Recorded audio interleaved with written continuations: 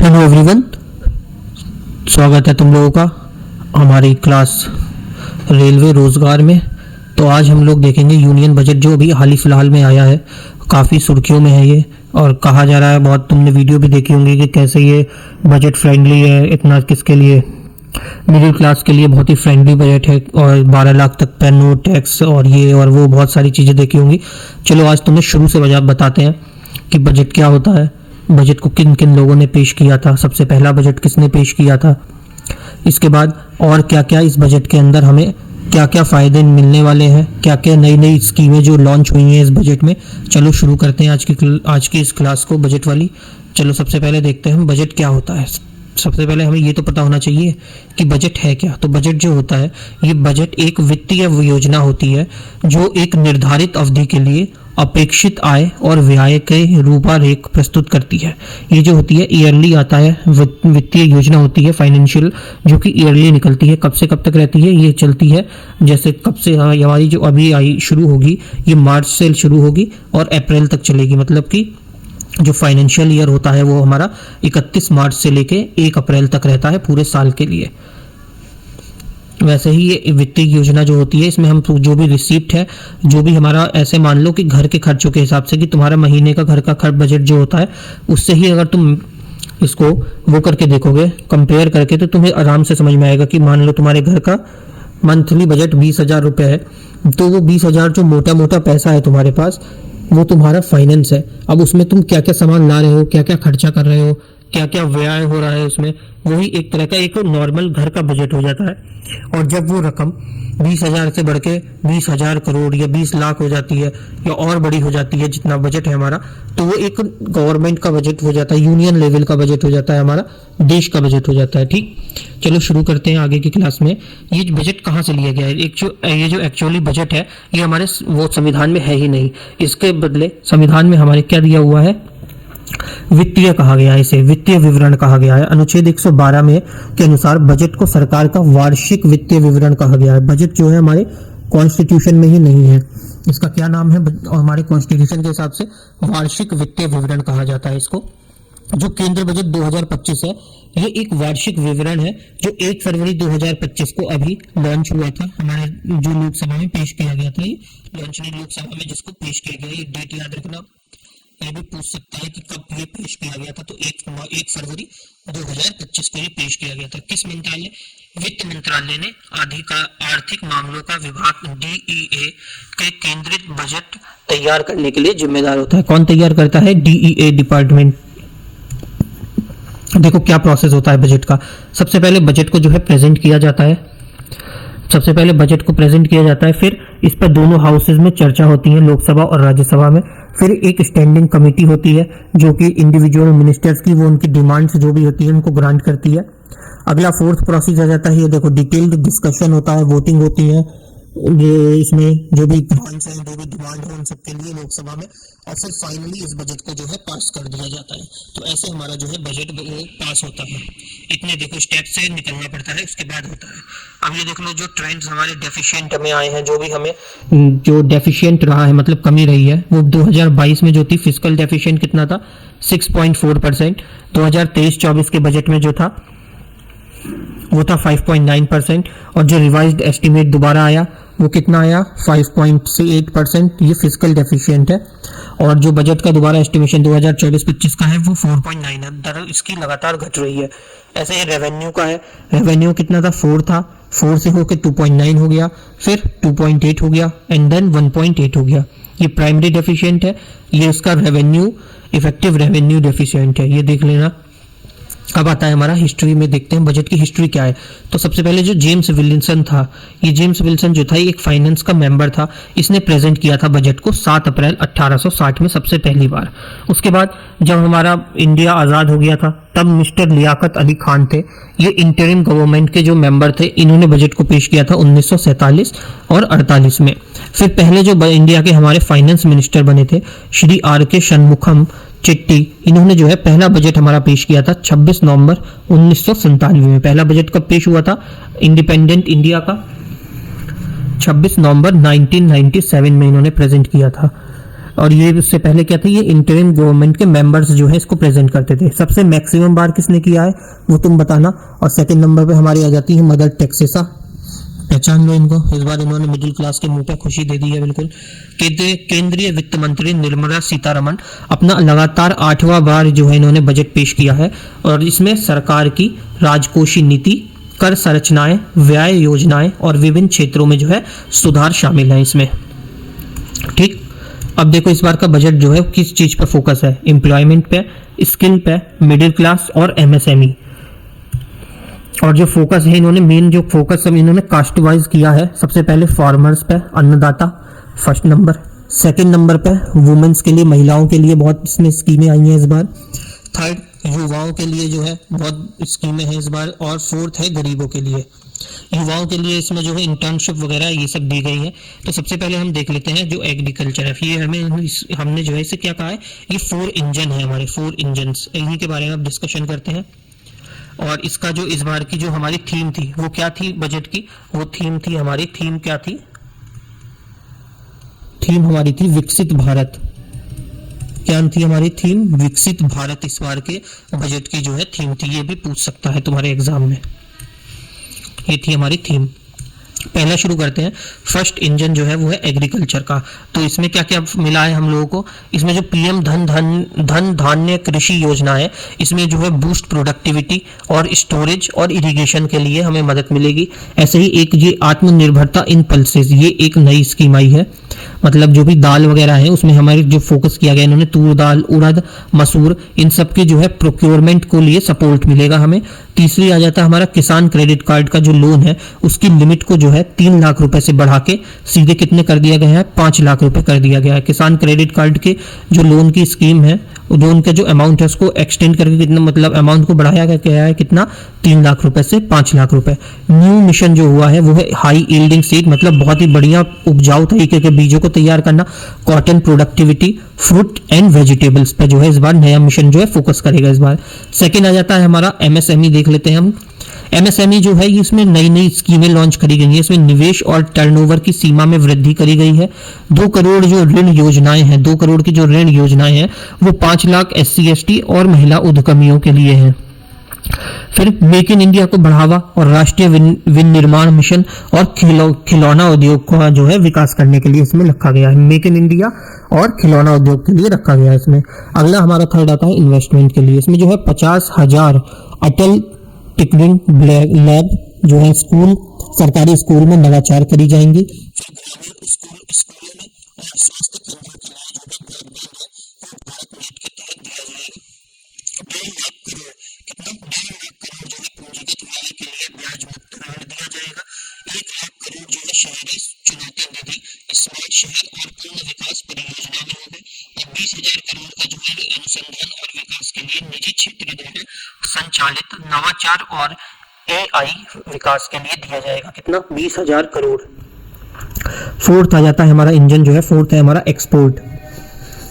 निर्यात संवर्धन मिशन, निर्यात संवर्धन मिशन MSME वैश्विक बाजार का दोहन करेंगे। Bharat trade net BTN, BTS मत समझना, निर्बाध लेन देन के लिए डिजिटल व्यापार अवसंरचना करेंगे। फिर नाशवान कृषि निर्यात और इलेक्ट्रॉनिक्स उद्योगों के लिए सहित। इस बार के बजट की विकसित भारत है, ये देख लेते हैं क्या कर रहे हैं। सबसे पहले क्या है,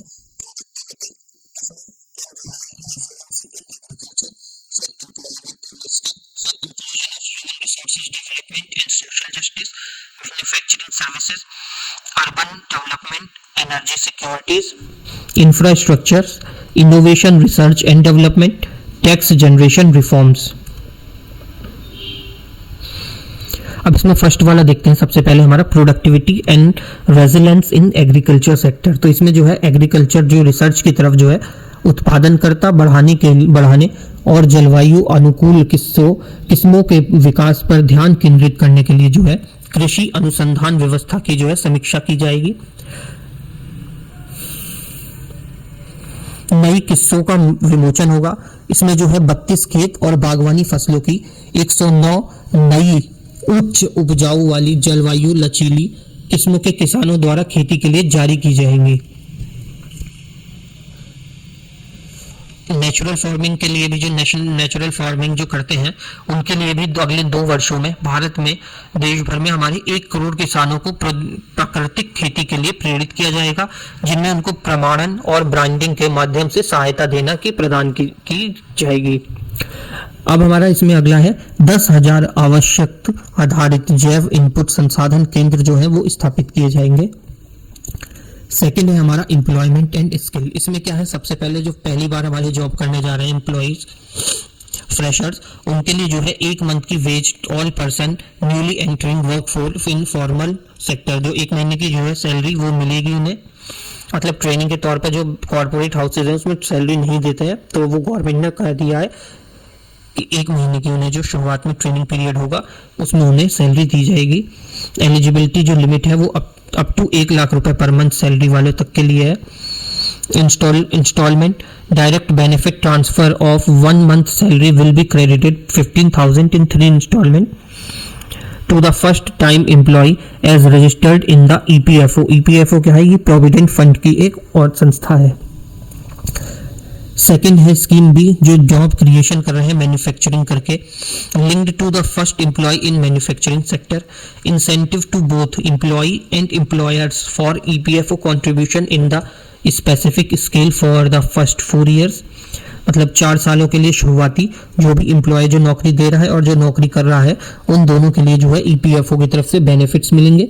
subsidy would have been refunded by the employer if the employment to the first timer end within 12 month of recruitment. जो भी सब्सिडी है उसको जो है रिफंड करनी पड़ेगी एम्प्लॉयर के पास अगर तुमने 12 महीने से पहले जो है वहां से काम छोड़ दिया तो। अब है थर्ड स्कीम आई है जो हमारी किसके लिए है, यह है सपोर्ट करती है एम्प्लॉयर्स को। थर्ड स्कीम किसके लिए है, एम्प्लॉयर्स के लिए। गवर्नमेंट जो है ईपीएफओ में कंट्रीब्यूट करेगी एम्प्लॉयर के 3,000 रुपए पर month for 2 year to all new hire. जो भी नए अभी गवर्नमेंट जॉब में जाएंगे, जो भी नौकरी लगेगी, उनको 3,000 रुपए 2 साल तक सरकार जो है उनके ईपीएफओ के लिए उसमें कंट्रीब्यूट करेगी। फिर cover all additional employment with salary of 1 lakh rupees per month in all sector। फिर new employment under this part need not to be new entrant of EPFO, need not to be a new entrant of EPFO। Fourth scheme जो है इसमें new certainly sponsored scheme है, किसके लिए, for skilling in collaboration with the state. ऐसे ही जो इसके हमारा एम जो होगा स्किलिंग पे, उसमें 20 लाख यूथ को 5 साल के अंदर जो है ट्रेंड करना होगा। फिफ्थ स्कीम जो है इसमें हमें 12 महीनों तक जो है प्रधानमंत्री इंटर्नशिप मिलेगी विद मंथली अलाउंसेस ऑफ 5,000 रुपए महीने पे मिले करेगी। थर्ड प्रायोरिटी हमारी आ जाती है inclusive human resource development and social justice. इसमें क्या है, संततित दृष्टिकोण, लोग विशेषकर किसानों, युवाओं, महिलाओं और गरीबों का सर्वगुण, सर्वव्यापी और सर्वसमावेशी विकास होगा। शिक्षा और स्वास्थ्य सहित विभिन्न कार्यक्रमों के माध्यम से सभी पात्र लोगों को शामिल करना और उनकी क्षमताओं के सुधार करके उनके जो है सशक्त बनाने के लिए अपनाया जाएगा ये। फिर आती है अगली स्कीम, एक है पूर्वोदया, मतलब विकास भी और विरासत भी। ये जो है विकसित भारत के लक्ष्य को प्राप्त करने के लिए आर्थिक अवसर में सर्जन हेतु बिहार, झारखंड, वेस्ट बंगाल, उड़ीसा और आंध्र प्रदेश जैसे पूर्वी भागों को संपन्न राज्यों के लिए योजना है ये। फिर राष्ट्र की खाद्य सुरक्षा सुनिश्चित करने वाली पोलावरम सिंचाई परियोजना का जो है वो समापन होगा। ये जो विशाखापट्टनम, चेन्नई में औद्योगिक गलियारों पर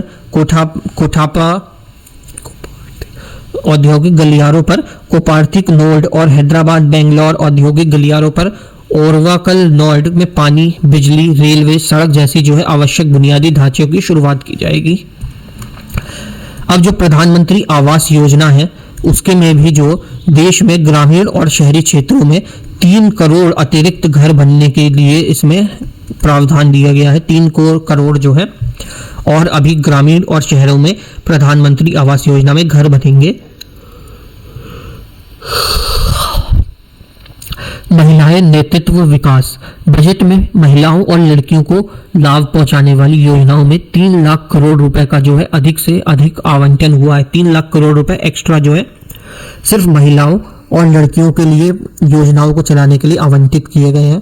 प्रधानमंत्री एक ये नई स्कीम है, प्रधानमंत्री जनजाति उद्गम विभाग अभियान जो है, इसमें जो है 63,000 गांवों को कवर करते हुए आदिवासी समुदाय की सामाजिक आर्थिक स्थिति में सुधार लाना, जिससे 5 करोड़ आदिवासी लोगों को लाभ मिलेगा। Bank branches in the north east region, मतलब जो बैंकिंग के ब्रांचेस हैं नॉर्थ ईस्ट रीजन वाले,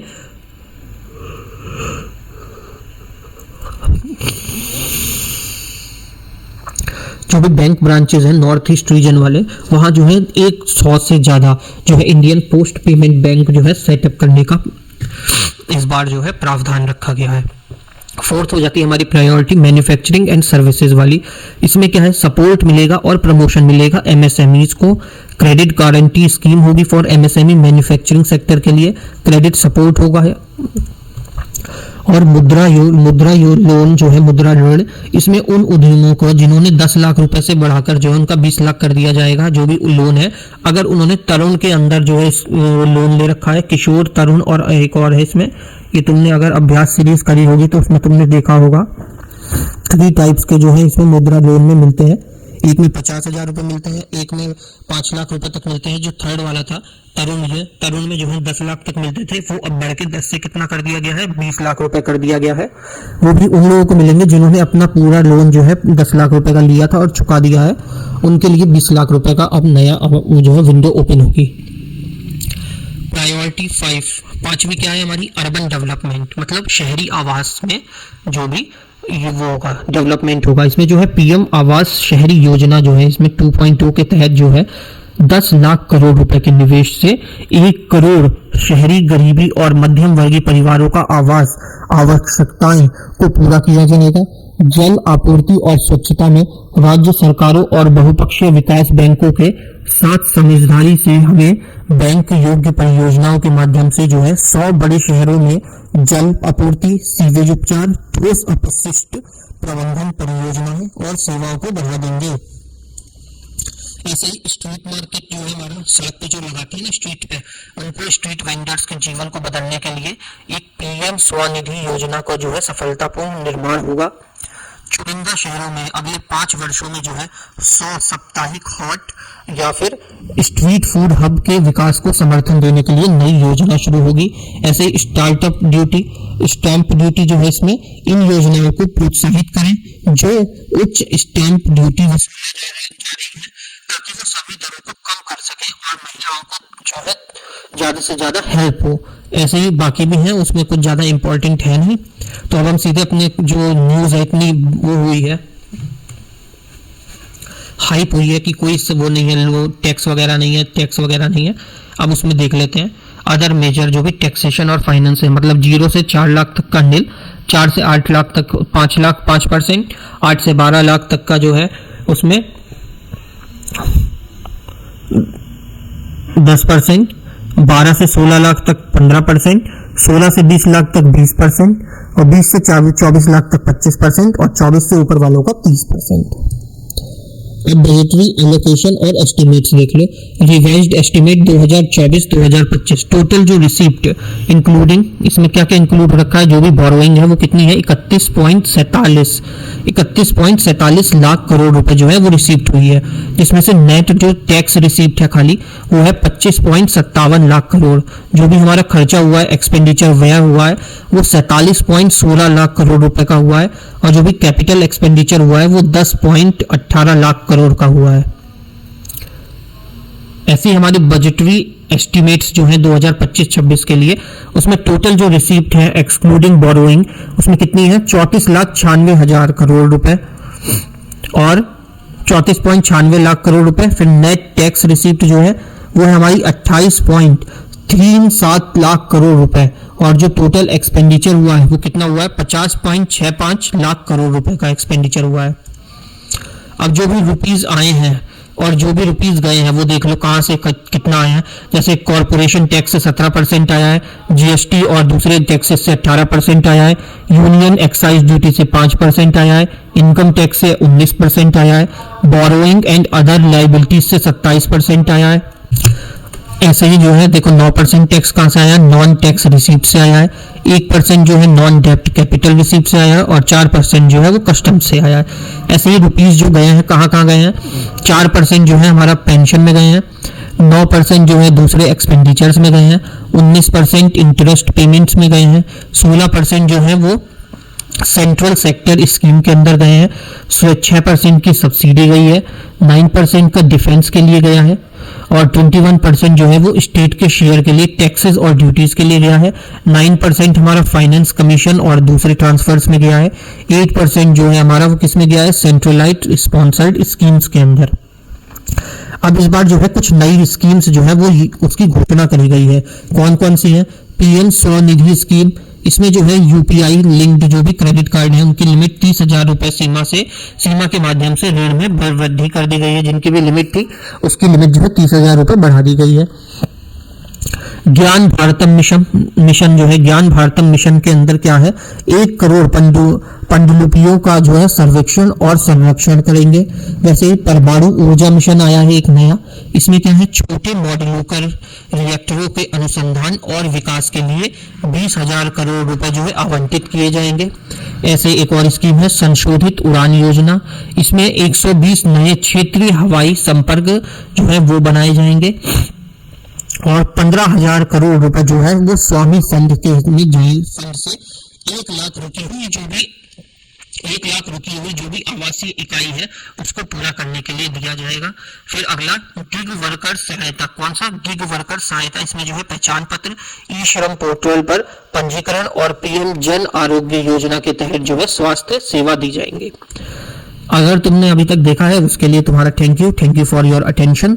सब्सक्राइब कर लेना, वीडियो को लाइक कर लेना और जो हमारी अभ्यास सीरीज चल रही है उसको भी फॉलो कर लेना। अगर तुम अभी अपने एग्जाम एनटीपीसी के लिए सीरियस हो, एनटीपीसी को फॉलो कर रहे हो, टारगेट कर रखा है, अपना भी तो प्रमोशन बनता है। इतनी देर बोलने के बाद कुछ व्यूज आ जाएंगे, कुछ सब्सक्राइबर बढ़ जाए, क्या जा रहा है। अगर तुम एनटीपीसी, रेलवे एनटीपीसी जिसकी 11,000 समथिंग वैकेंसी आई हुई है, और या फिर ग्रुप डी की तैयारी कर रहे हो, ग्रुप डी जिसकी 36,000 के आसपास वैकेंसी आई हुई है, उसकी तैयारी कर रहे हो, तो तुम्हें इस चैनल पे जो है एक अभ्यास सीरीज चल रही है वो तुम फॉलो कर सकते हो, जिसमें सिर्फ रेलवे के पीवाईक्यू कराए जा रहे हैं, वो भी सिर्फ रेलवे ओरिएंटेड, कुछ एक्स्ट्रा नहीं। और दूसरी इसमें एक और चल रहा है हमारा फिजिक्स की चल रही है। फिजिक्स की हम लोग थ्योरीज कर रहे हैं, उसकी जो भी थ्योरी है हमारा थ्योरी वाला पार्ट, और साथ में उसके क्वेश्चंस भी कर रहे हैं एक क्लास में अलग से, वो सिर्फ पीवाईक्यू बेस्ड क्वेश्चन है। ऐसे ही हमारा हिस्ट्री का चल रहा है, 2 सब्जेक्ट चल रहे हैं, एक हिस्ट्री और एक हमारी फिजिक्स, और साथ में ये चल रही है अभ्यास सीरीज। हिस्ट्री में भी हमारा जो है पोस्ट मौर्य तक हमने कर लिया है और हमारे क्वेश्चंस भी इसमें चल रहे हैं, क्वेश्चंस भी हम लोग कर रहे हैं। तो जिसको करना है अगर तैयारी एनटीपीसी की, वो यहाँ से ये सीरीज को फॉलो कर सकता है। ठीक है, मिलते हैं नेक्स्ट क्लास में, तब तक के लिए जय श्री राम।